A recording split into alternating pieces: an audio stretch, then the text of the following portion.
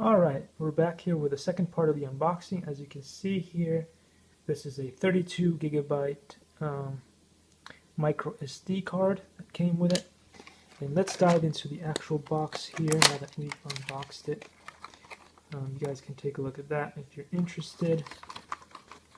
And let's see what's inside. Wow, this is a really tiny camera. It has this little mount. I'm guessing this is to connect it up with your TV, and I do not know how it works yet, but I was planning to install it on a RC plane and see if it does anything cool that way, but I'm not sure how it works yet. Clearly you can put the micro SD card in there, and this here fits like that. Looks like the sticker is very poorly assembled, and it's going to be the first thing to come off this cool little camera.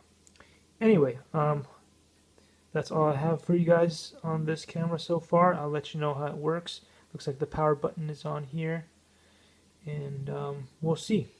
Thanks for watching.